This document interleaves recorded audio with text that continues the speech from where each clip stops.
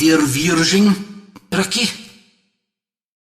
Um mudo grito de socorro sobre um assunto que todos temos presente em nossas vidas, mas ninguém se arrisca a falar.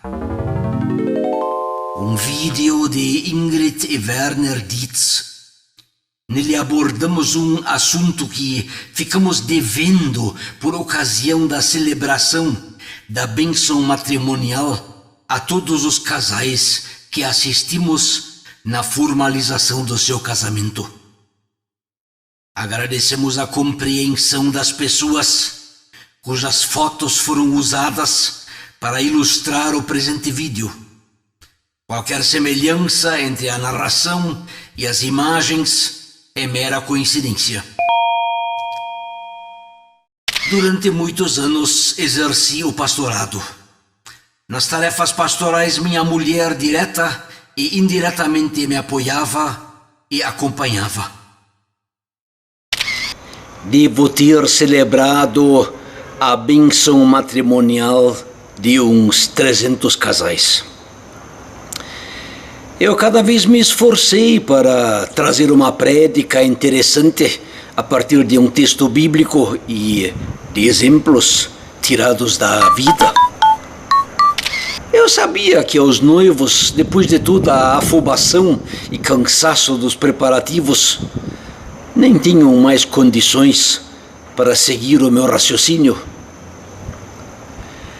Com o tempo eu me aparelhei para salvar pelo menos um pouco da mensagem. Eu gravava o culto de casamento e dava aos noivos uma fita de lembrança.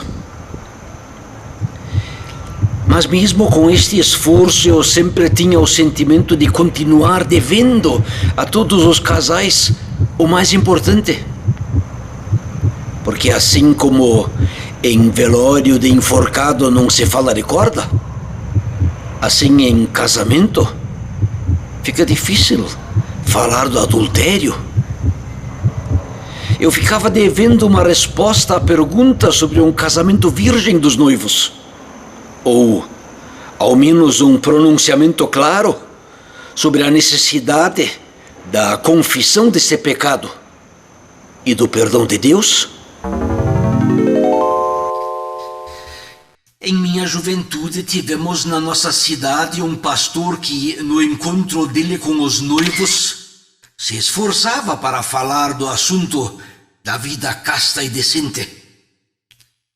Todo mundo se escandalizava com a atitude do pastor e muitos noivos, constrangidos, tentavam procurar outros pastores para oficiar o seu culto de bênção matrimonial.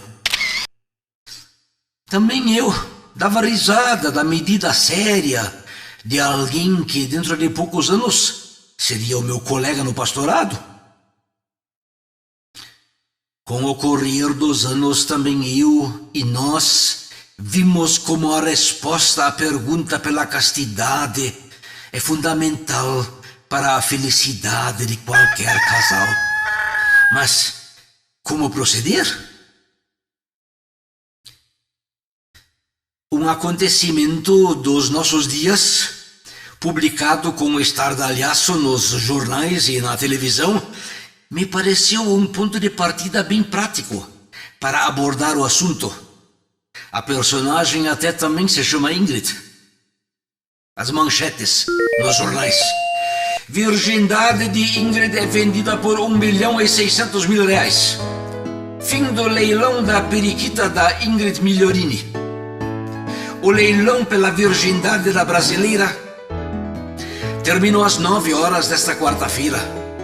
O lance mais alto foi dado no valor de $780 mil americanos, o equivalente a R$1.600.000. Na manhã desta quarta, a poucas horas do fim do leilão, 6 pessoas estavam disputando a virgindade da garota. Os lances foram alternados entre eles: 3 americanos, um australiano, um indiano e um japonês. O japonês foi o autor do lance mais alto. O site foi divulgado no dia 15 de setembro e a data prevista para o fim do leilão era 15 de outubro.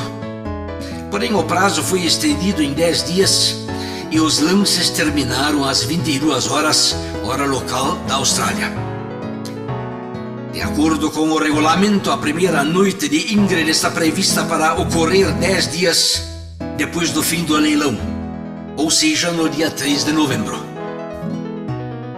A garota é natural de Itapema, em Santa Catarina, e está em Bali, na Indonésia, para participar de um projeto que prevê o leilão e a gravação de um documentário sobre a preparação para o grande momento.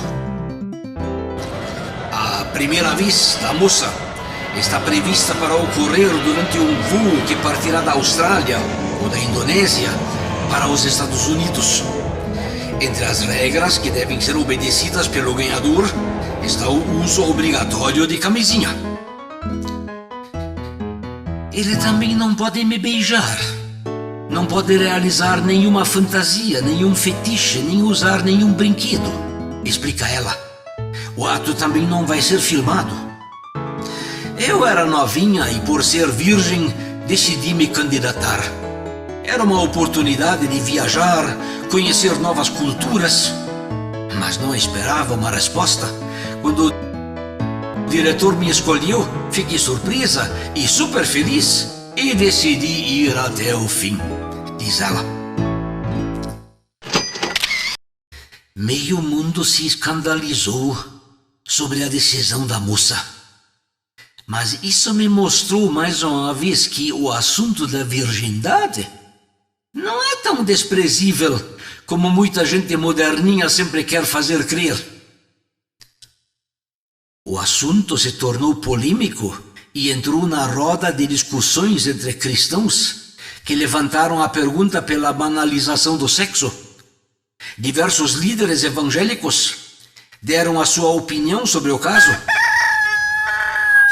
Para o pastor Nelson Jr., líder do movimento Eu Escolhi Esperar, que prega a castidade antes do casamento, este não é um caso isolado, sendo apenas um que veio a público. Na verdade, atualmente muitos jovens fazem o mesmo como a Ingrid. Por nada, por uma noite, por um jantar ou para estar com um jogador de futebol. Nelson ressalta que esse caso é apenas a ponta do iceberg de um caos de decadência sexual vivida pela sociedade há muito tempo. Para a pastora Sara Shiva, o sexo é uma aliança que vai muito além do corpo físico. É uma aliança espiritual. O pecado do sexo tem uma parte que não pode ser lavada com um simples banho com água e sabão, porque ele vai muito além do corpo físico. Somente o sangue de Jesus Cristo pode limpar e quebrar alianças desse tipo, que além do corpo físico, também envolvem o corpo espiritual, diz a pastora. O pastor Jaime Kemp, especializado em Ministério de Família e que orienta a juventude brasileira, também comentou sobre o tema. Para ele, isso é um abuso. É usar e abusar de uma menina. Estamos usando e abusando de uma pessoa ou de um grupo de pessoas. É triste, completou o pastor, dizendo que as mentes estão deturpadas. Com certeza isso vai vender. As pessoas têm curiosidade. E aqui se trata de muito dinheiro. Segundo a opinião destes líderes cristãos, uma conclusão é certa.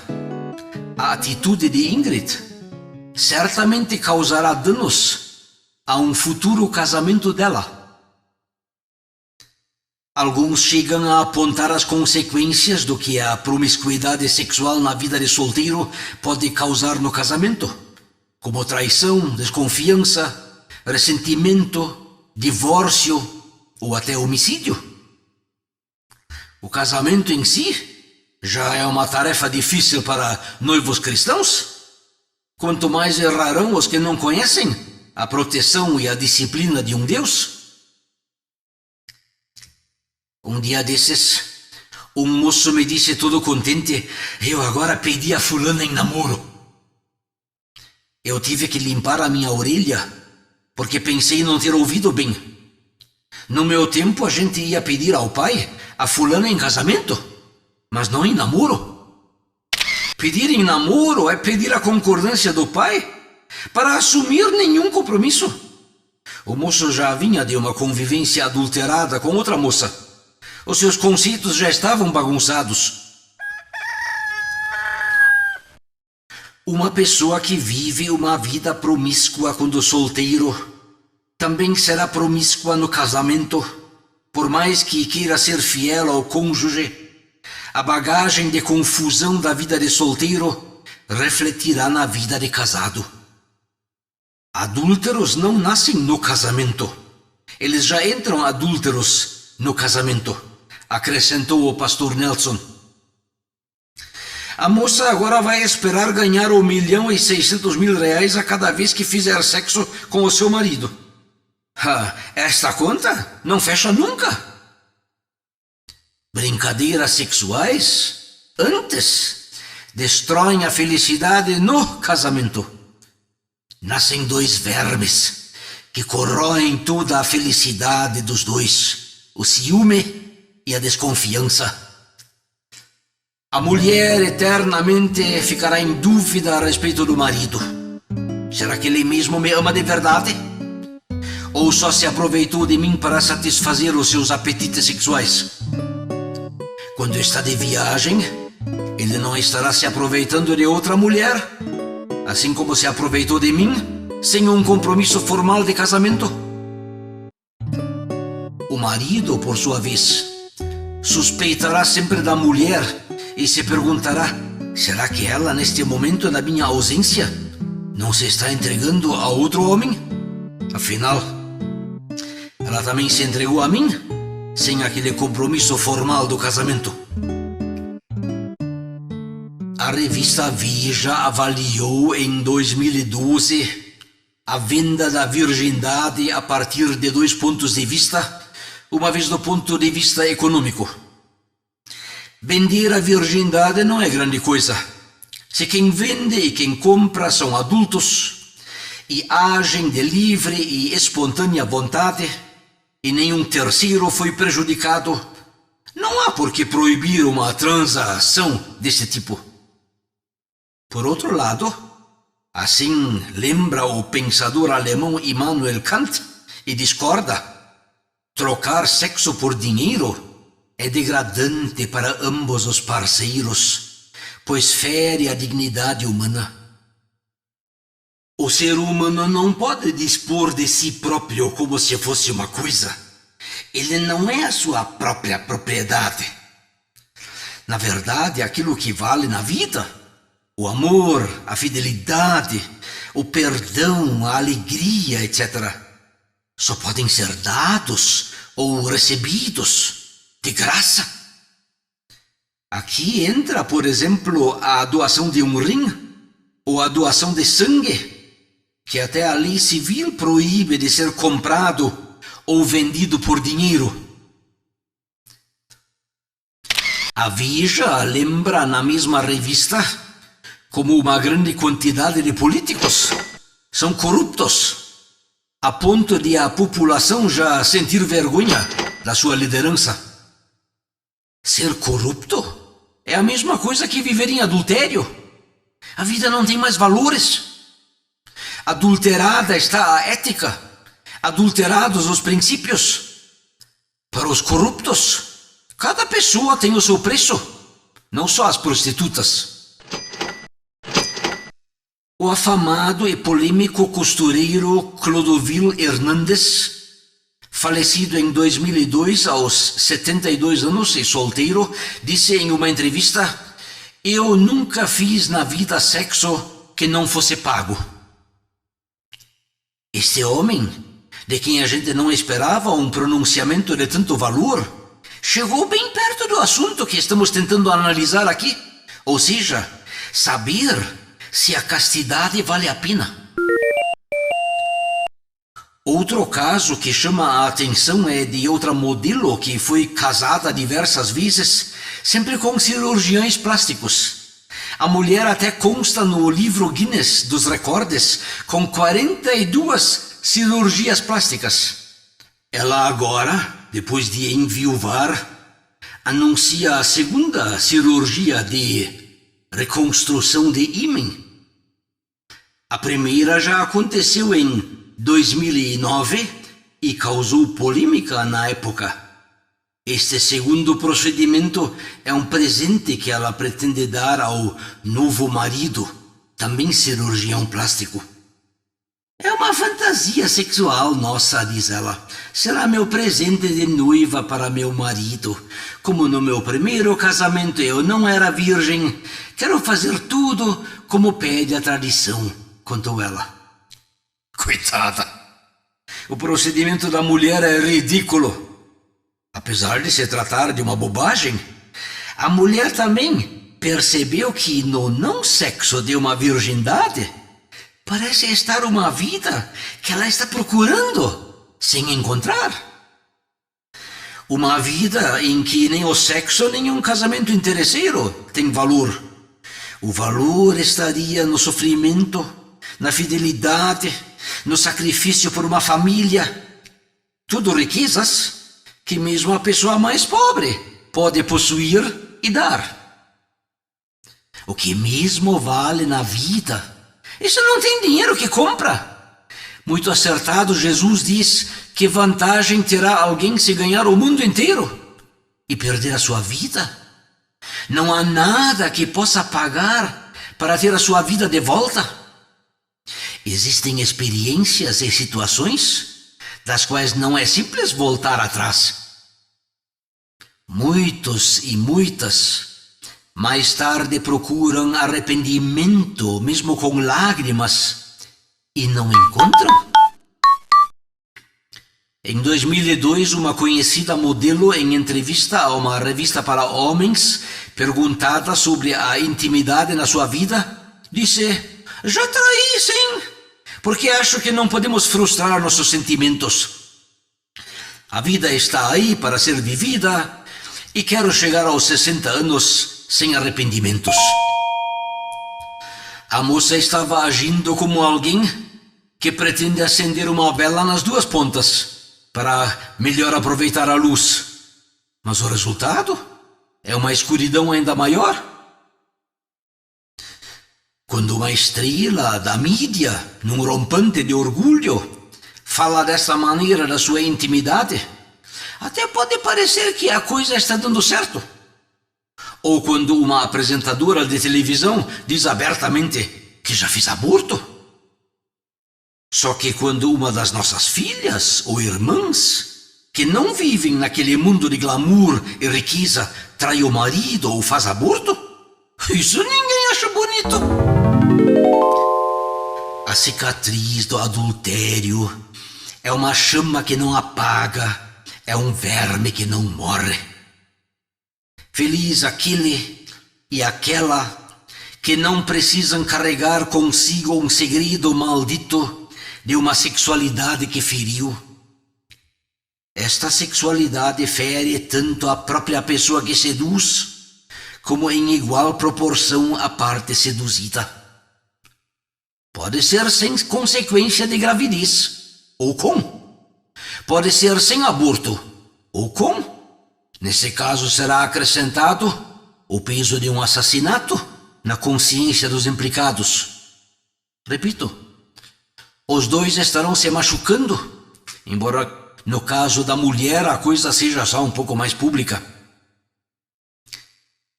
Comumente estes assassinos, seja de fato no caso de adultério com aborto, seja em potencial no caso de não haver gravidez, mais tarde não respeitam mais a sua mulher, nem a mulher dos outros. Falam grosso, mas tremem diante da verdade. Alguns, como para encobrir a sua nudez, assumem causas humanitárias. Outros se tornam ecologistas e não matariam uma mosca, mas geram circunstâncias que levam à morte de um ser humano. Aqueles que riram de uma vida em continência sexual acabarão reconhecendo que é a vida que acaba rindo deles. A mulher tentará cobrir sua vergonha com uma luta por emancipação. Já perdeu a alegria numa família onde cada um e cada uma ocupam o seu lugar. Hoje em dia se assumem numa luta feminista de ódio ao outro sexo, ou como por uma vingança, acabam destruindo a família dos outros. Antigamente elas entravam num convento, mas o resultado também não era satisfatório.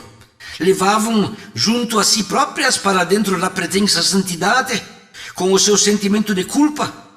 Você simplesmente não conseguirá fugir de si mesma. Na legislação civil existe a figura do crime da formação de quadrilha. No caso civil se trata de 3 ou mais pessoas. No adultério, no mínimo a terceira pessoa é o nosso Deus. Mas há também um ser que poderá pedir para nascer. No caso do sexo e adultério, não digo que o pecado em quadrilha é mais grave. Pecado sempre é pecado, não importa o tamanho. Separa de Deus e também nos separa de nós mesmos, porque gostaríamos de nos ver separados dele o mais longe possível. Por isso as consequências, as cicatrizes são mais profundas, porque 2 pessoas concordaram com o pecado. O crime de formação de quadrilha multiplica a pena, como também o pecado em quadrilha multiplica o sentimento de culpa. Há pessoas sinceras, mas emocionalmente fracas, que reconhecem a sua culpa, mas lhe dão o destino errado quando apelam para o suicídio. Claro, e também nem todos os adúlteros se suicidam. Quantos túmulos teriam de ser cavados? Mesmo assim já vão morrendo em corpo vivo. Vivem uma vida sem alegria, no constante medo de serem descobertos, ou no remorso de terem mentido, ou estarem mentindo para o seu cônjuge, ou tendo que esconder um filho, fruto da vida de adultério, ou quando o fato não mais puder ser escondido, só a existência de um filho resultado do adultério não é uma acusação viva, dia por dia? Também aqueles entre nós que talvez tivéssemos casado virgens. Não somos melhores do que qualquer pessoa do nosso sexo. Acima de tudo está a compaixão de Deus que nos guardou. Porque 2 jovens namorados deixados sozinhos são como gasolina e fósforo para produzir uma desgraça. Eles de si não têm força para resistir na tentação. Sem a ajuda de uma família unida, disposta a assumir a vergonha da cruz, e de uma igreja em arrependimento, o respeito e a pureza estão irremediavelmente perdidos.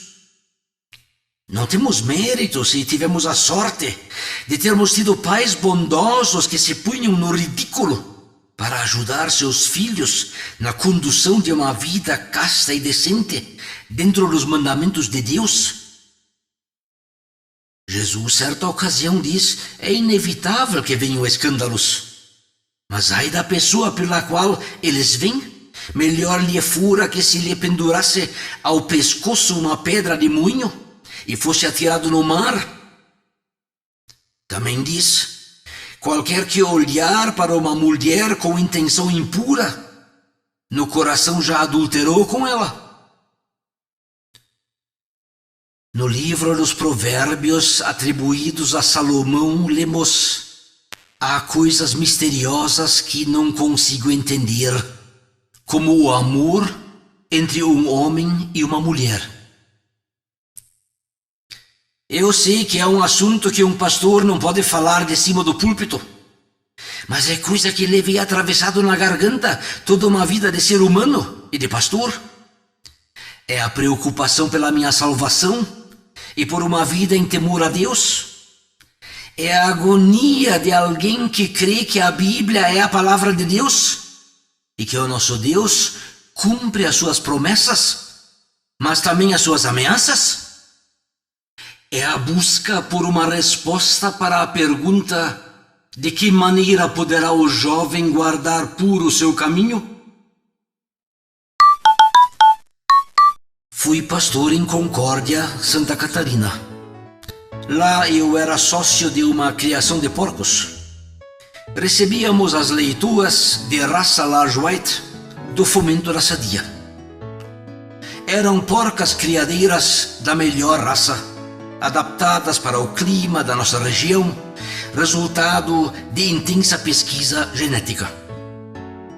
Para produzir uma cria de raça, geralmente é usado o artifício da inseminação artificial. Eu sempre me perguntava como será que no fomento rural do frigorífico tiram o sêmen do macho. É simples. Preparam um cavalete ou manequim com a forma do quadril do traseiro de uma porca e montam o macho em cima da armação. O animal imagina estar cobrindo uma porca viva e já vai soltando os espermatozoides, que são então coletados num recipiente pelo funcionário tratador.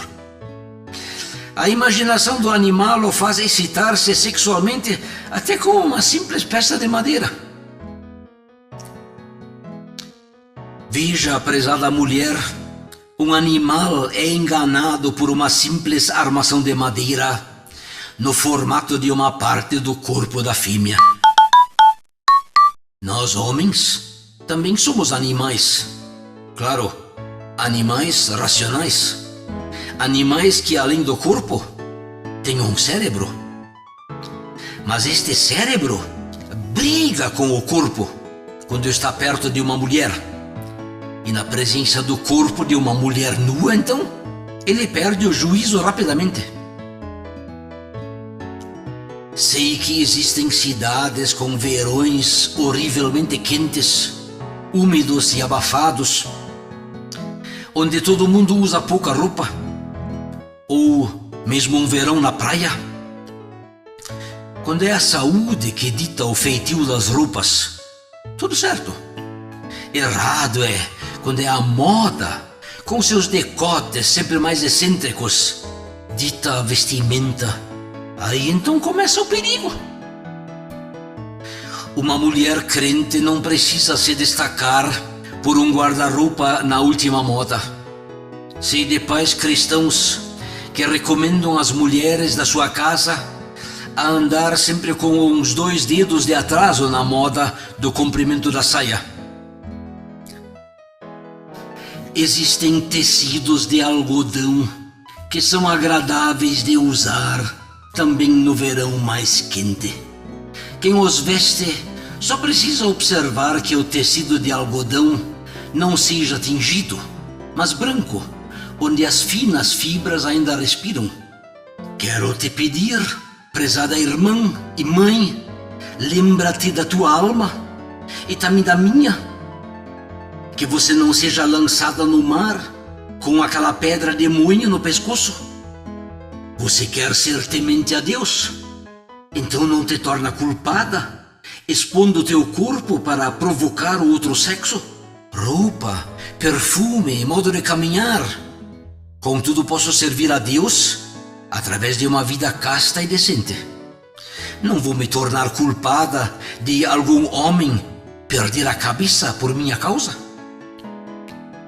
Qualquer pedaço visível do lombo ou dos peitos, das pernas ou do bumbum da mulher excitam no homem o desejo por sexo. A parte exposta nem precisa ser muito grande.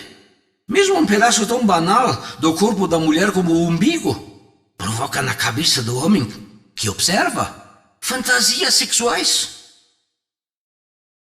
As mulheres que sem motivo mostram os seus atributos carnais estão até incorrendo num crime. vestindo-se sem pudor. Até parecem se oferecer. Se um homem se oferecesse para comprar suas carnes, recusariam assustadas e ofendidas. Mas estão, isso sim, fazendo propaganda enganosa. Primeiro oferecem o produto e depois se negam a entregá-lo. Se Jesus diz que a mínima intenção impura torna o homem um adúltero, quem então será salvo? Ninguém. É aí que entra a divindade de Jesus, que tem o poder e a misericórdia de fazer o milagre do impossível, de salvar os pecadores. Para chamar a atenção do rapaz, a moça deve usar a cabeça e não o corpo. Os teus olhos, o teu sorriso, as tuas palavras, o teu recato, a tua bondade, são atrativos muito, mas muito mais duradouros, bem antes de qualquer atrativo físico. Moça, mulher, o teu marido conhece a si mesmo e os seus companheiros de gênero. Por isso ele às vezes é ciumento, por causa das roupas provocantes ou a maquiagem que tu usas. Ouve os seus gritos por socorro. Guarda-te somente para ele. Tu és o tesouro bem guardado em casa, cuja lembrança o alegra. Guarda para a intimidade do quarto do casal a oportunidade de tirar a roupa. Seja sábia. Este esforço de conquista redundará em um casamento feliz depois do tempo de espera do noivado e da entrega no casamento. Então o teu marido não vai precisar ter ciúme da sua mulher. O importante vai ser a fidelidade, o amor, a gratidão, a saudade. Felicidade em questões sexuais existe somente dentro das paredes protetoras do casamento, formalizado publicamente. E ainda assim, geralmente só é conquistada com dificuldade, lágrimas e luta.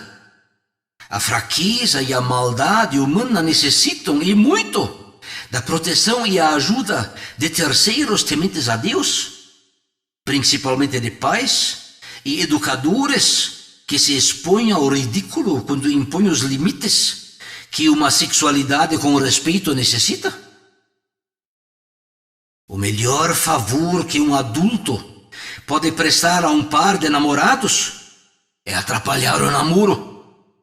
É um limite estabelecido que completará a educação que estamos devendo aos nossos filhos.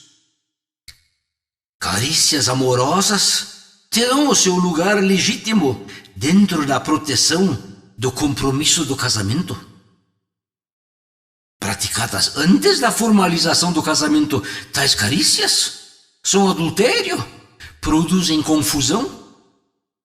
Podem não produzir desordem no casamento dos outros, mas certamente redundam em confusão do próprio casamento. Talvez só poucos se deixam atormentar pela consciência, cauterizada pela televisão ou pelo desinteresse dos pais. Mas os adúlteros se sabem ter pecado contra Deus e que agora estão em dívida com Ele. Isso já não é o inferno, aqui e também depois da morte? Certa ocasião, o apóstolo Paulo se encontrava prisioneiro em Cesareia. O governador Félix seguidamente o mandava chamar para ouvi-lo. Quando Paulo começou a falar sobre a justiça, o domínio próprio e o juízo vindouro, Félix ficou assustado e disse: "Agora podes ir. Quando eu tiver tempo, vou te mandar chamar." Falar sobre o domínio próprio para o governador Félix significava falar das suas aventuras sexuais fora do casamento. No contexto do fruto do Espírito Santo na carta aos Gálatas, o mesmo apóstolo Paulo recomenda aos cristãos que, além do amor, tenham também domínio próprio. Esta palavra se aplica à sexualidade. Nos mandamentos que o próprio Deus mandou por Moisés como recado ao povo de Israel, nos é dito: não cometa adultério. E mais tarde Lutero pergunta: que significa isto? Ele mesmo responde: devemos temer e amar a Deus e por isso levar uma vida sexual responsável e disciplinada, amar e respeitar a esposa ou o marido.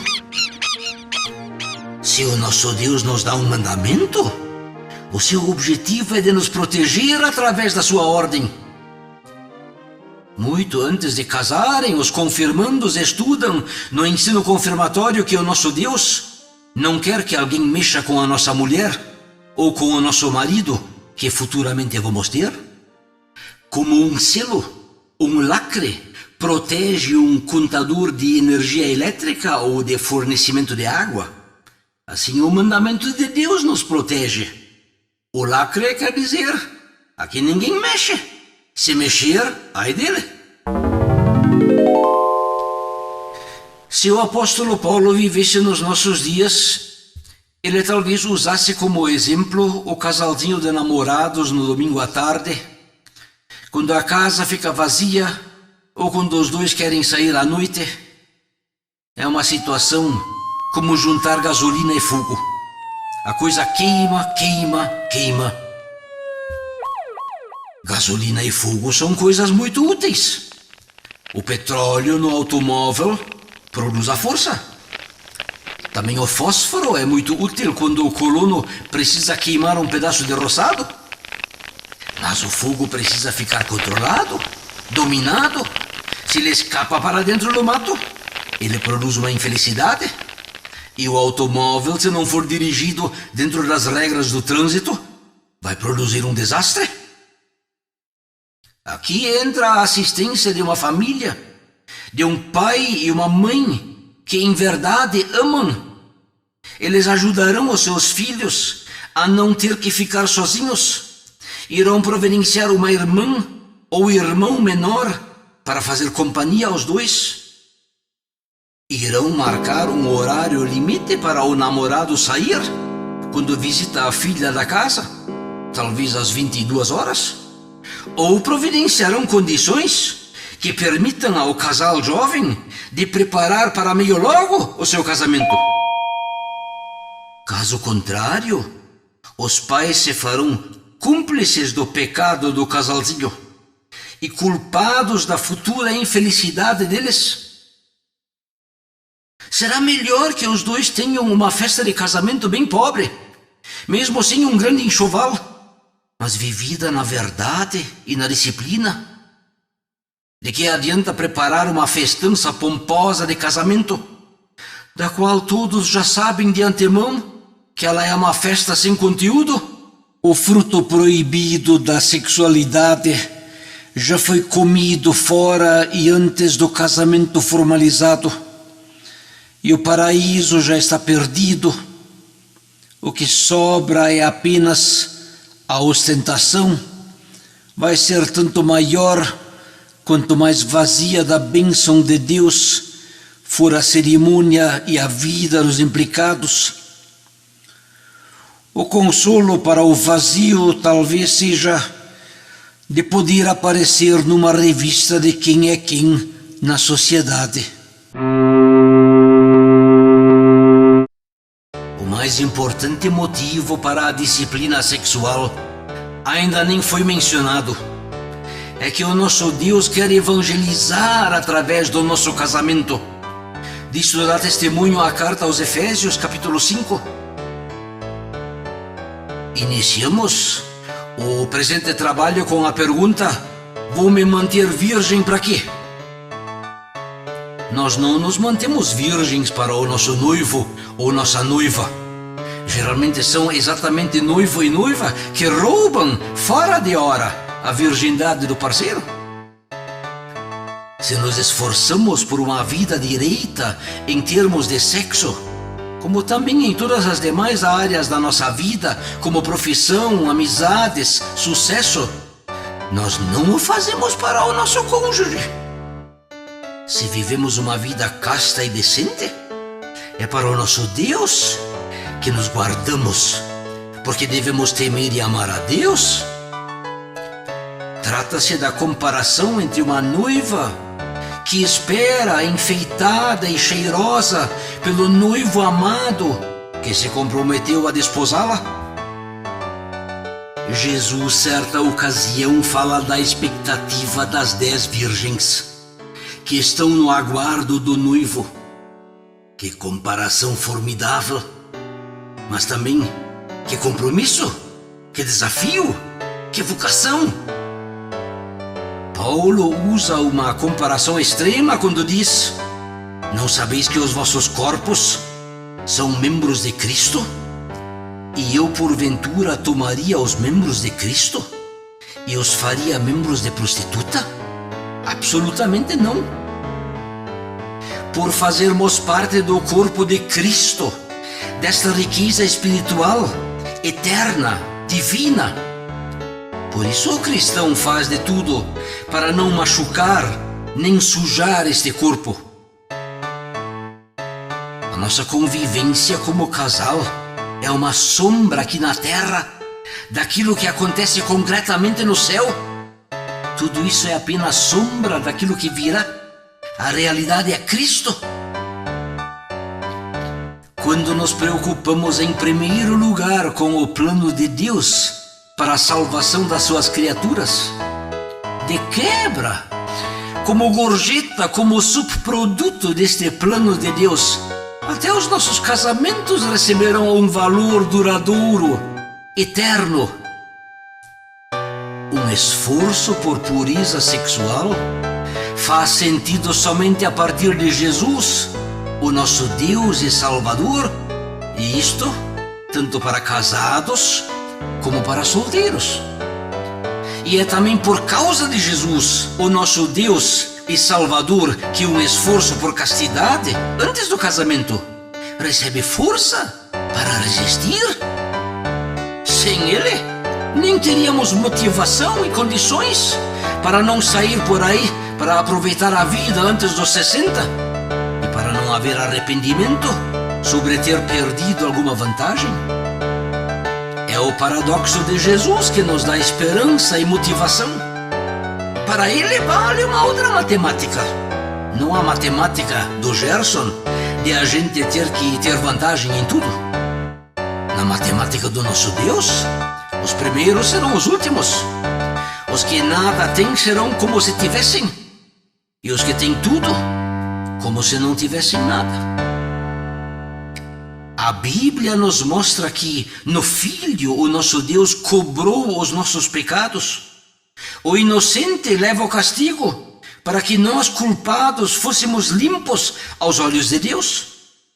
É por causa do Filho que não precisamos aproveitar todas as oportunidades que a vida nos oferece em termos de riqueza, prazer e honra. A nossa pergunta inicial: vou me manter virgem para quê? Não estava bem feita. Precisamos da pergunta: vou me manter virgem para quem? Não vai ser para um noivo ou uma noiva. Vai ser para Jesus, com cuja vinda contamos. Hoje em dia há pessoas que procuram remendar o seu casamento naufragado. Para isso estudam livros e frequentam cursos que ensinam como salvar seu casamento. Só que esse caminho é errado. É como pôr a carroça na frente dos bois. O caminho certo é pertencer a Jesus. Apenas querer salvar o seu casamento é como se alguém casasse só porque a noiva tem um grande dote. Seria um abuso interesseiro. O nosso Deus não quer apenas salvar o nosso casamento. Ele quer salvar os nossos pensamentos, corpo, alma, espírito, vontade. Ele não se satisfaz com pouco. Ele quer e merece tudo ou nada. Antes de finalizarmos esta série de imagens, ainda é importante ressaltar que as fotografias apresentadas retratam muitos casais que cruzaram o nosso caminho durante o correr da nossa vida. Nenhum deles é herói ou santo. Se tiveram um casamento iniciado na disciplina da fé ou não, isso somente eles sabem. Se o casamento já começou adulterado, vale para eles o perdão de Deus, porque pecado confessado é pecado perdoado. Se a união matrimonial iniciou de maneira casta e decente, como manda o figurino, o catecismo e a Bíblia, não são eles, os noivos, que têm o mérito. É dom de Deus e foi a ajuda de familiares e de uma igreja que atrapalharam o seu namoro.